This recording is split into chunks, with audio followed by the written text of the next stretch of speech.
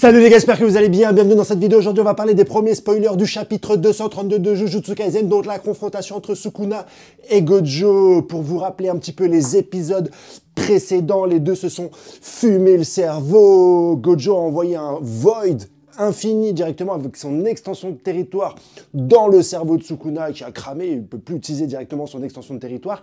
Et Sukuna a forcé Gojo à utiliser son sort inversé directement dans son cerveau et à détruire une partie de son cerveau et la régénérer. Détruire, régénérer, détruire, régénérer, détruire, régénérer. Pourquoi? Pour que celui-ci puisse utiliser ces techniques même après qu'il ait plus étendu son territoire. Voilà, les deux Vocers sont mécras, les protagonistes sont obligés d'utiliser un petit peu leur technique, leur sort, sans utiliser leur extension de territoire. Qu'est-ce qu'il leur reste? Le territoire étendu, prolongé, je crois que ça s'appelle, et surtout, ce cher Sukuna a cette roue au-dessus de la tête. Cette roue qui est en fait une partie de Mahoraga le général. Car Mahoraga le général peut s'adapter à n'importe quel sort. Mais pour cela, il faut qu'il se le mange 4 fois. C'est ce qui est dit là directement dans le manga.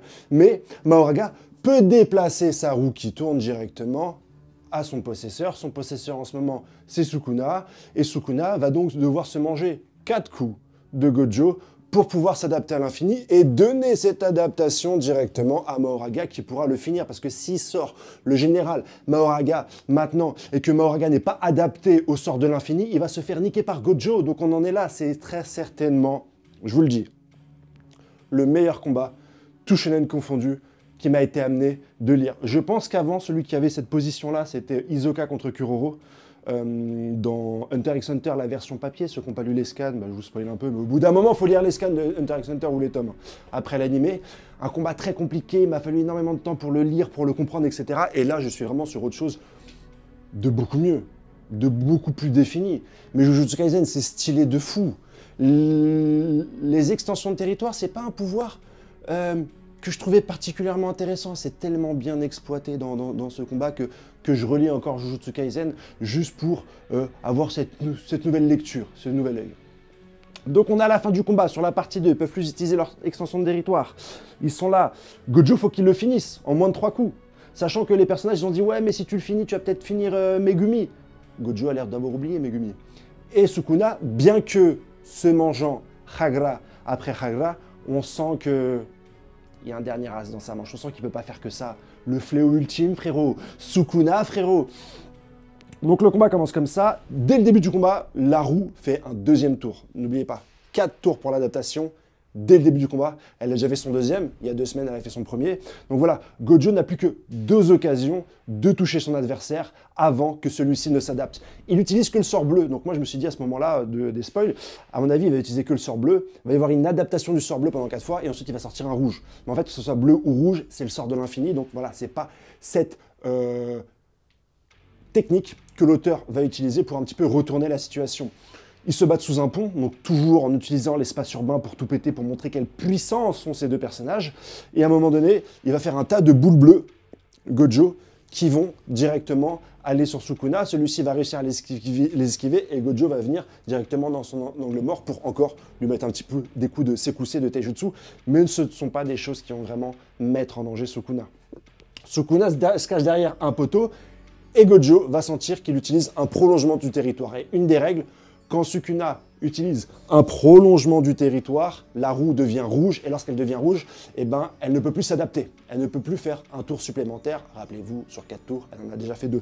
Donc celui-ci va lancer un rouge directement à travers le poteau, mais bizarrement, quand le rouge va frapper Sukuna, eh ben, ça va pas faire tant de dégâts que ça. Et Sukuna va lui dire « Ah, tu t'es un peu affaibli, ou je me suis adapté, ou peut-être que le prolongement de mon territoire, vous savez, c'est une file particule de territoire qui est autour de ton corps, et ben, finalement, c'est assez pour contrer ton sort de l'infini, en tout cas dans sa version rouge. » Mais c'était pas là où Gojo avait mis toute sa puissance, parce qu'en fait, ils se battent dans un bâtiment circulaire, et en fait, il a tiré un rouge de face contre Sukuna, et il a envoyé une boule qui a fait le tour du bâtiment et qui va frapper, surprendre Sukuna de dos. Donc celui-ci est complètement explosé par le rouge qui lui tape le dos, et là, Gojo s'approche de lui à la manière de God, mon gars, et il lui fout une patate emplie de rayons noirs en plein dans l'estomac, mon frérot, qui met capoute, KO debout, Sukuna, yeux blancs, finito, presto.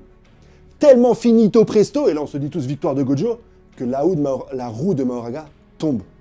Mais en tombant, elle effectue sa dernière rotation. Oui, parce qu'il y a eu la 3e aussi dans le combat. Elle effectue sa 4e rotation. Retournement de situation. La roue tombe dans le sol. L'ombre s'étend, chope la jambe de Gojo. La main de Mahoraga sort de l'ombre, attrape Gojo. Et de son poing droit, il le transperce directement avec son épée. Et le slash. Yeux de Gojo écarquillés, gerbe de sang. Fin du scan, mon gars. Suite la semaine prochaine. Waouh! Sukuna KO. Gojo, dans la pire situation, il peut plus, son cerveau est foncé, plus d'extension de territoire. Mahoraga s'est adapté. Il est mortellement blessé. Quasi mortellement blessé. Tu sais, dans Jujutsu Kaisen, c'est chaud hein, quand tu te manges ce genre de truc. Hein. C'est le temps de faire les pronostics, les gars. C'est le temps de faire les pronostics. On est sur le dernier truc. Gojo, vainqueur. Sukuna, vainqueur. Ou alors un match nul. Rappelez-vous ce qu'avaient dit Megumi et Gojo lorsqu'ils avaient parlé, ça peut être un putain de foreshadowing. Les 2 dernières fois que se sont affrontés un possesseur des 10 ombres et une personne qui a et le pouvoir de l'infini et le 6e œil, match nul, mon pote. Match nuevo entre les dos personajes. J'opte, parce que maintenant moi aussi il va falloir que je me prononce, j'opte, je pense, pour un match nul. Bon, déjà, Sukuna a KO technique.